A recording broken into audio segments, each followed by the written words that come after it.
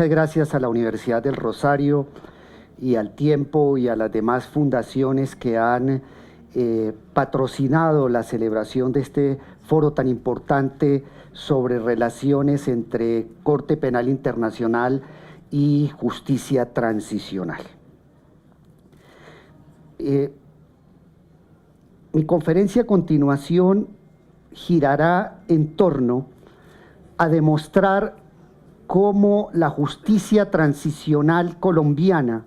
específicamente nuestro modelo diseñado en la Constitución, es absolutamente compatible con el Estatuto de Roma y con las obligaciones internacionales suscritas por Colombia. Después de escuchar detenidamente al vicefiscal de la Corte Penal Internacional y de mirar las observaciones que en el pasado, especialmente en el trámite del control de constitucionalidad del marco constitucional para la paz, hizo la fiscal de la Corte Penal Internacional, podemos llegar a varias conclusiones provisionales. En primer lugar, que la posición de la Corte Penal Internacional es la de que no tiene reparos graves, reparos fundamentales al modelo de justicia transicional colombiana en lo que se refiere a centrar las investigaciones en máximos responsables y además a aplicar criterios de selectividad que implican exclusivamente la investigación de delitos de competencia de la Corte Penal Internacional. En la carta de la señora fiscal, en el concepto que envió hace algunos meses a la Corte Penal Internacional y en la conferencia magistral del día de hoy del vicefiscal de la Corte Penal Internacional, no observamos una crítica de fondo o un desacuerdo en lo fundamental con los rasgos generales del modelo de justicia transicional colombiana. Creo que el talón de Aquiles y el debate fundamental con la Corte Penal Internacional está en la discusión acerca de si en un marco de justicia transicional, cuando hay condenas por graves violaciones a los derechos humanos, por delitos de competencia de la Corte Penal Internacional, es o no necesario un mínimo de privación efectiva de la libertad. Creo que la orientación general de la Corte Penal Internacional, si yo no malinterpreto las posiciones de esta institución, se orientan a sostener que es necesario que en el evento de graves violaciones a los derechos humanos se debe requerir un mínimo de pena privativa de la libertad. Mi conferencia entonces apunta a discrepar muy respetuosamente de esta posición que tiene la Corte Penal Internacional y además mi posición apunta a disentir de algunas de las interpretaciones que ha venido haciendo la Corte Penal Internacional frente al tema de las relaciones entre Corte Penal Internacional y justicias transicionales. No obstante, que la posición de la Corte ha sido la necesidad de un mínimo de pena privativa de la libertad efectiva, yo celebro que en la conferencia de hoy del vicefiscal de la Corte Penal Internacional hizo un giro muy importante, abrió una nueva puerta para el entendimiento de las relaciones entre justicia transicional y Corte Penal Internacional, porque la posición de hoy del vicefiscal consiste en que, en últimas, la compatibilidad de este marco con la Corte Penal Internacional deberá valorarse en concreto, dependiendo de la naturaleza y el tipo de penas,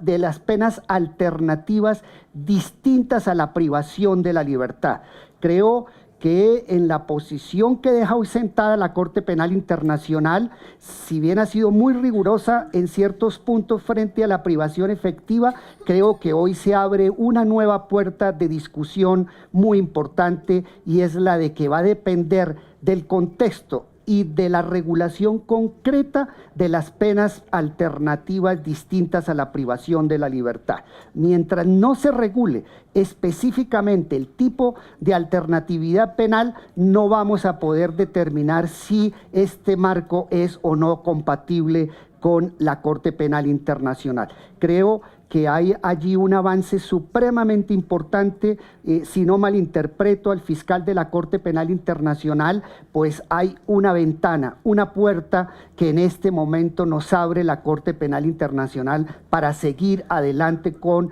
el proceso de paz y con el marco constitucional que ya tiene diseñado el país.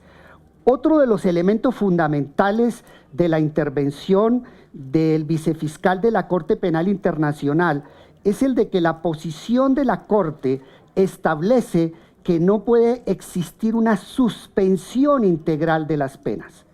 Y en ese punto estamos de acuerdo, porque el modelo colombiano no apunta a una suspensión integral de todas las penas que se impongan por graves violaciones a los derechos humanos. Existe la posibilidad de suspensión de las penas privativas de la libertad condicionalmente, pero de todos modos el resto de penas, las penas alternativas, tendrán que ser de cumplimiento efectivo y de cumplimiento inmediato. Entonces creo que poco a poco, en este diálogo académico, en este diálogo constructivo con la Corte Penal Internacional, vamos encontrando unos lineamientos comunes entre posición de la Corte Penal Internacional y la justicia transicional colombiana. Celebro mucho también que en la intervención del vicefiscal de la Corte Penal Internacional se dieron unos lineamientos muy importantes sobre el tipo de penas y de procesos que tiene que existir frente a la justicia transicional. El fiscal de la Corte Penal Internacional dice que es requisito indispensable reconocimiento público de responsabilidades, condenas públicas de responsabilidad, penas supremamente serias y rigurosas en materia de alternatividad penal. Pues estos lineamientos que ha dado en el día de hoy el vicefiscal de la Corte Penal Internacional se ajustan totalmente a los presupuestos y al modelo de justicia transicional colombiana. ¿Por qué razón? Porque el modelo nuestro es un modelo que está enfocado en primer lugar en la investigación, acusación y juzgamiento de máximos responsables. Los máximos responsables tienen que ser investigados, tienen que ser juzgados y frente a ellos tienen que imponerse las penas correspondientes por los delitos de lesa humanidad y los crímenes de guerra que han cometido durante los 50 años del conflicto. O sea, estamos cumpliendo rigurosamente con la necesidad de que existan juicios de responsabilidad, de que se impongan penas. Luego yo veo en síntesis que existe una gran compatibilidad entre los lineamientos que en el día de hoy ha dado el vicefiscal de la Corte Penal Internacional y nuestro modelo de justicia transicional. Y ahora sí empiezo la conferencia. En primer lugar, esta conferencia apunta a demostrar cómo nuestro marco de justicia transicional es perfectamente compatible con el marco del Estatuto de Roma de la Corte Penal Internacional. El primer elemento de argumentación está en que cómo vamos a fijar el alcance de uno de los deberes y obligaciones más importantes que tienen los estados, que surge del derecho internacional de los derechos humanos y que surge del mismo Estatuto de Roma, como es el deber que tienen todos los estados de investigar, acusar, juzgar y sancionar las graves violaciones a los derechos humanos. Una de las críticas y de las objeciones que se hace al modelo de justicia transicional, específicamente al modelo de justicia transicional colombiano,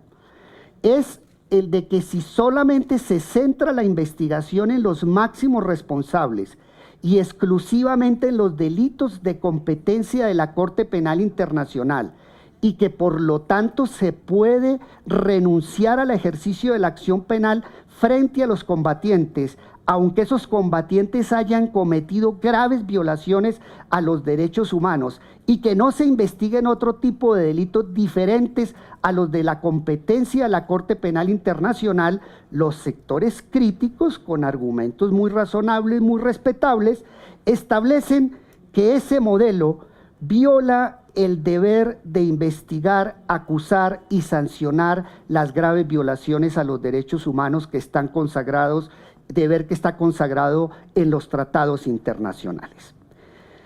El punto de partida entonces para resolver esta primera problemática del alcance del deber de investigar es el de determinar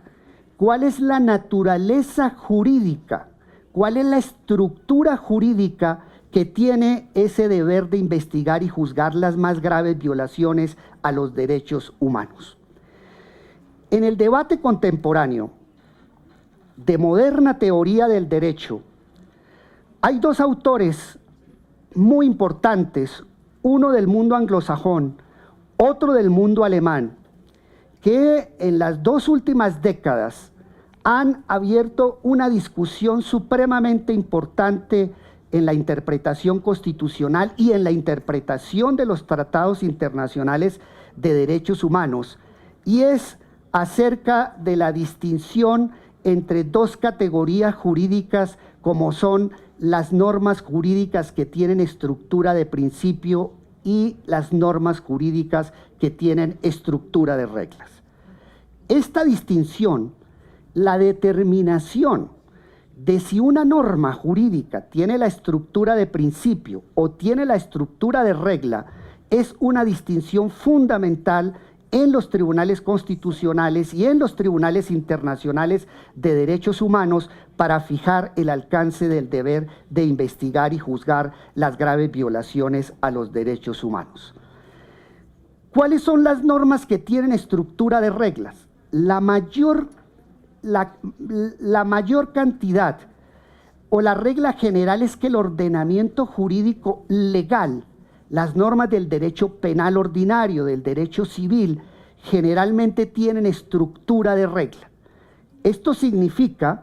que la norma tiene un supuesto de hecho determinado y que una vez que se cumple ese supuesto de hecho, inexorablemente resulta una consecuencia. Es decir, como lo diría Ronald Dworkin en el mundo anglosajón, en este caso, cuando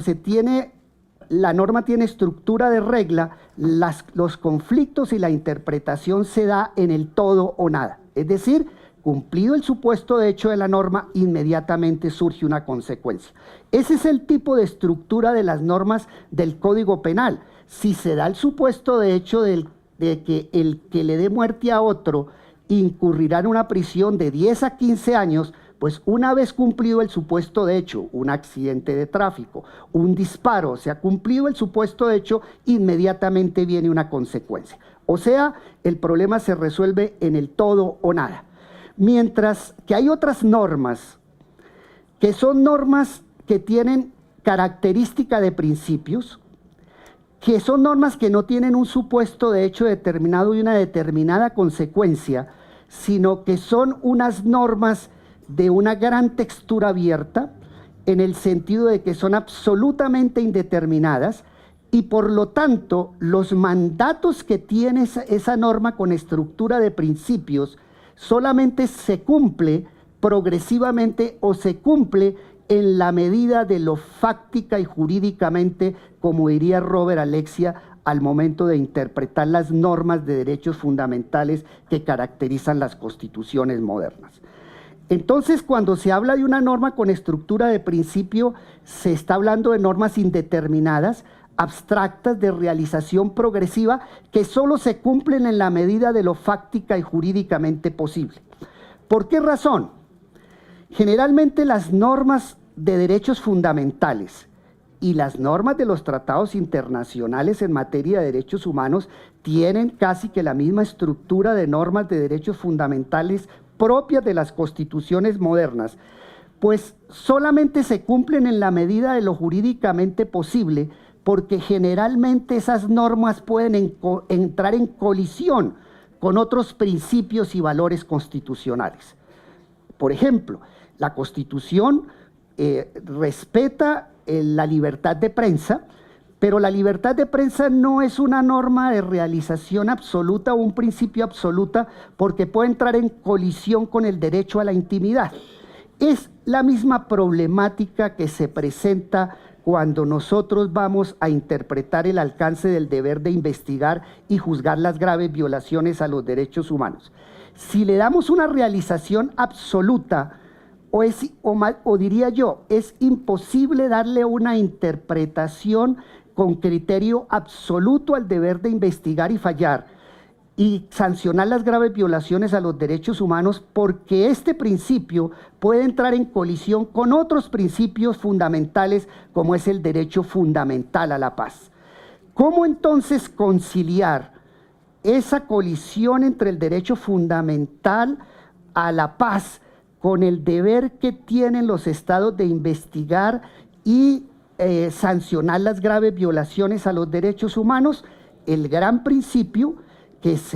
la gran técnica o la técnica de interpretación para resolver este tipo de conflictos se ha denominado por los tribunales constitucionales y por las cortes internacionales en materia de protección de derechos humanos, es el mecanismo de la ponderación. Es decir, que en cada caso particular tenemos que sopesar los dos derechos que se encuentran en conflicto, y no podemos decir que un derecho prevalezca sobre el otro, sino que por el contrario, puede existir una restricción de un principio en aras de maximizar el otro principio que entra en colisión. ¿Esto qué significa? Que en aras de la consecución de la paz es posible relativizar, restringir el alcance del deber de investigar, acusar y sancionar las graves violaciones a los derechos humanos, que también cuando entran en colisión los derechos de las víctimas a verdad, justicia y reparación y entran en colisión con el derecho fundamental a la paz, es posible hacer restricciones proporcionadas al derecho a la verdad, al derecho a la justicia y al derecho a reparación de las víctimas en aras de la consecución de la paz. Esta diferenciación es supremamente importante para entender el desarrollo y la postura de por qué razón nuestra justicia transicional es perfectamente compatible con el Estatuto de Roma. El segundo elemento para sostener la compatibilidad de nuestra justicia transicional con la CPI está en determinar cuál es el alcance del artículo 53 del Estatuto de Roma. Creo que en el artículo 53 del Estatuto de Roma, Colombia tiene una de las válvulas de escape más importantes frente al Estatuto de Roma para justificar su modelo de justicia transicional. El artículo 53 del Estatuto de Roma establece cierto margen de discrecionalidad por parte de la Fiscalía de la Corte Penal Internacional para el ejercicio de la acción penal. Estamos hablando de que el artículo 53 le da un margen de discrecionalidad a la fiscal para investigar o no graves violaciones a los derechos humanos. Le da un margen de discrecionalidad para determinar si investiga o no un genocidio, le da un margen de discrecionalidad para determinar si investiga o no un delito de lesa humanidad o un crimen de guerra. Porque el artículo 53 dice que una vez admitido el caso, la fiscal de la Corte Penal Internacional puede abstenerse de ejercer la acción penal por graves violaciones a los derechos humanos en interés de la justicia. En este punto surge una discrepancia de mi parte frente a las interpretaciones y a los precedentes de la Corte Penal Internacional cuando fija el alcance del artículo 53 y en la determinación de qué se entiende por interés de la justicia. Llamo la atención preliminarmente en el sentido de que si se consagra un poder de discrecionalidad, de no ejercer la acción penal en interés de la justicia, miren ustedes que aquí tenemos una norma en el Estatuto de Roma que tiene una estructura de principio, es decir, es una norma que se realizará en la medida de lo fáctica y jurídicamente. ¿Por qué razón? Porque ese deber de investigar puede entrar en colisión con otros derechos y con otros valores protegidos en el corpus juris del derecho internacional de los derechos humanos. Pero el Estatuto de Roma dice que se puede abstener de ejercer la acción penal por graves crímenes contra la humanidad en interés de la justicia. ¿Qué ha entendido la Corte Penal Internacional sobre este concepto de interés de la justicia? En el día de hoy, en su magistral conferencia, el vicefiscal general el vicefiscal de la Corte Penal Internacional señaló que, según la jurisprudencia de la Corte Penal Internacional, ese concepto de interés de la justicia no puede ser considerado como interés de la paz. Es decir,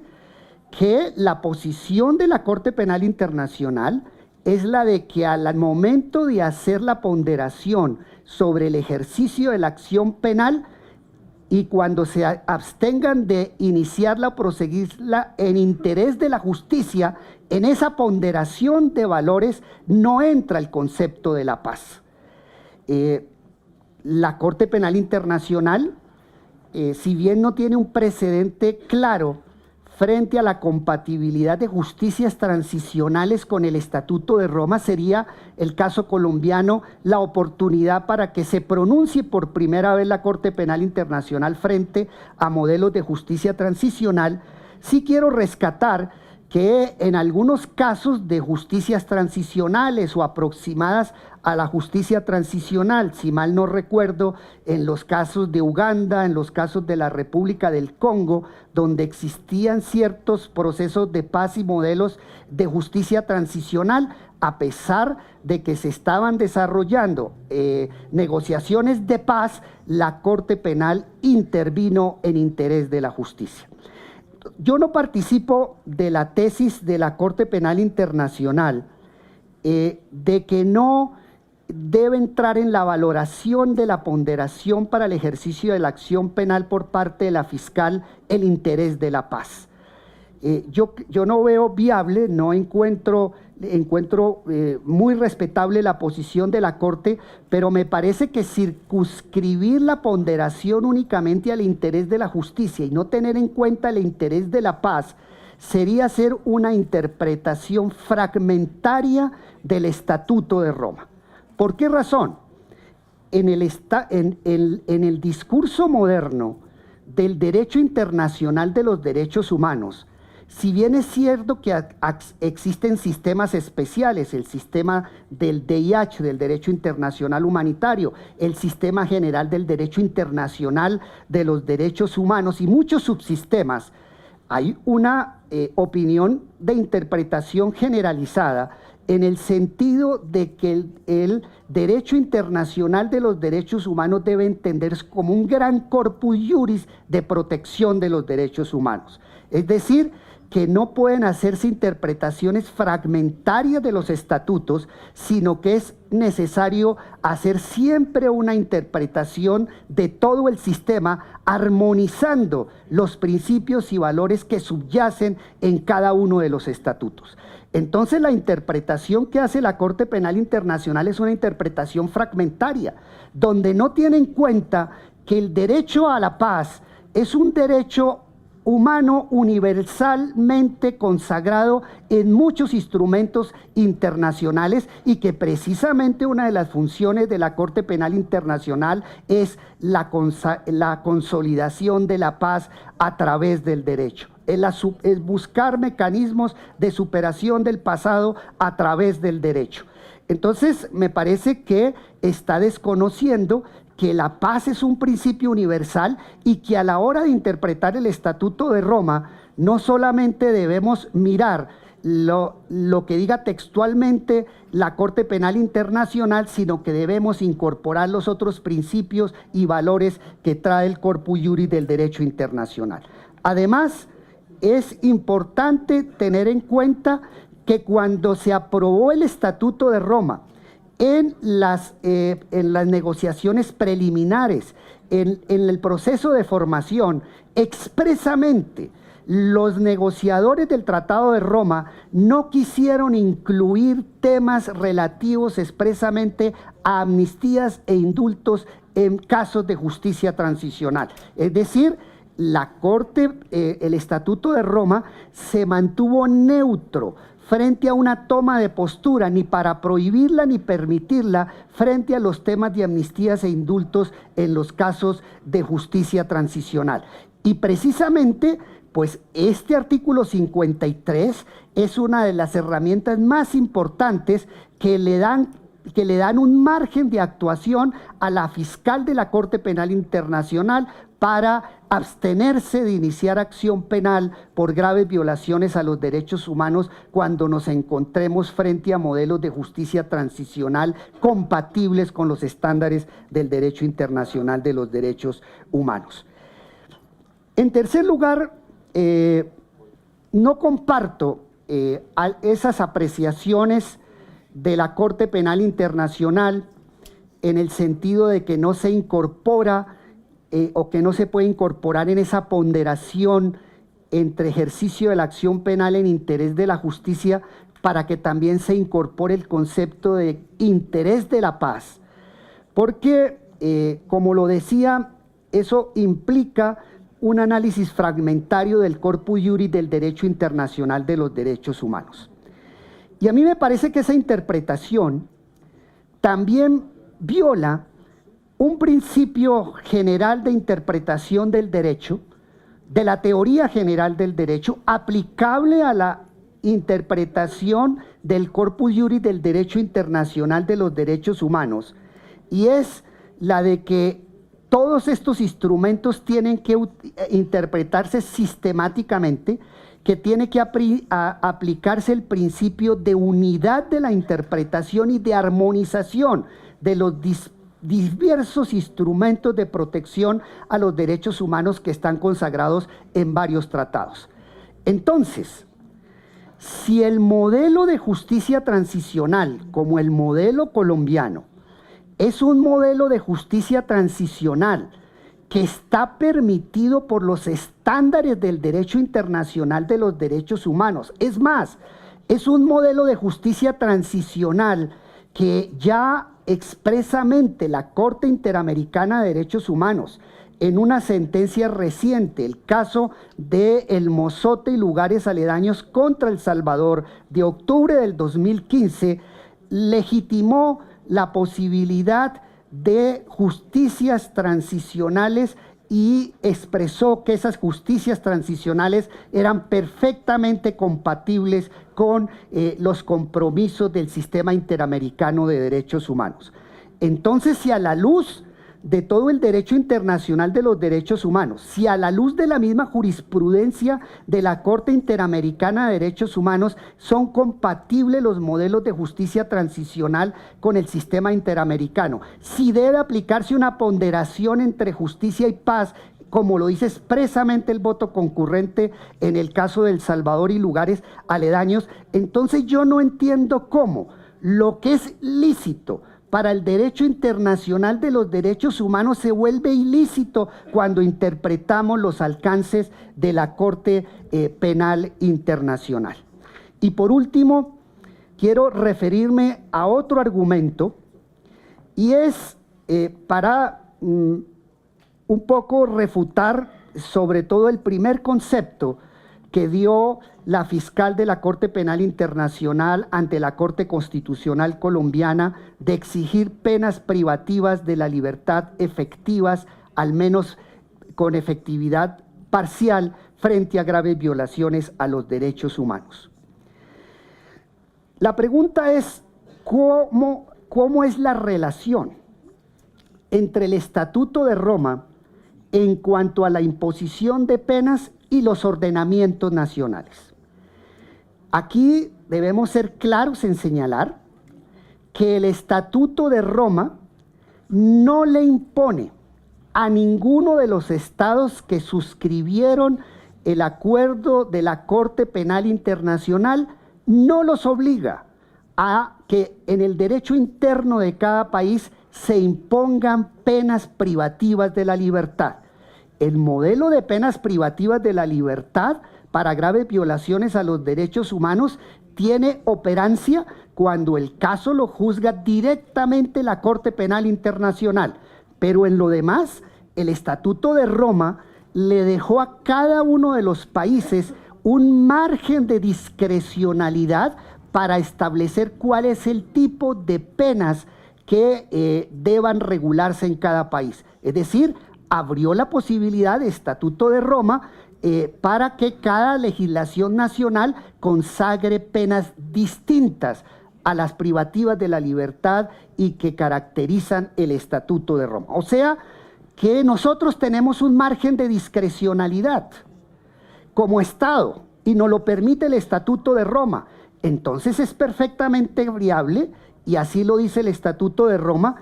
que tengamos un margen de discrecionalidad, un margen de apreciación al momento de diseñar nuestra política criminal y de acuerdo a las necesidades para consagrar penas alternativas distintas a la privación de la libertad. De otra parte, pues me parece que tampoco comparto la posición tradicional de la Corte Penal en el sentido de que yo critico la posición de la Corte porque entiende que el fin de la pena en el Estatuto de Roma es eminentemente retributivo. Me parece que aquí también hay una interpretación fragmentaria, una interpretación parcial del Estatuto que no tiene en cuenta el corpus iuris del derecho internacional de los derechos humanos. Es que mi crítica a la Corte Penal Internacional apunta a que está interpretando el Estatuto de Roma como si fuera una isla, como si fuera Robinson Crusoe, solitaria, ajeno a todo el modelo del derecho internacional de los derechos humanos. Es que la justicia retributiva no es el único modelo de justicia permitido en el mundo contemporáneo. Hay un modelo de justicia distinto, que es el propio de las justicias transicionales, que es el modelo de las justicias restaurativas, y cuando se trata de justicias restaurativas, el fin de la pena es totalmente distinto al de las justicias típicamente retributivas propios de situaciones que no son excepcionales. En conclusión, creo que Colombia tiene unos argumentos muy importantes para defender este modelo de justicia transicional ante la Corte Penal Internacional, y celebro que en el día de hoy haya existido unos lineamientos tan importantes del vicefiscal de la Corte Penal Internacional, donde a pesar de las discrepancias de interpretación nos deja una puerta abierta para que en el contexto concreto, si diseñamos penas alternativas serias, distintas a la privación de la libertad, se abra la posibilidad de la compatibilidad con el Estatuto de Roma. Muchísimas gracias.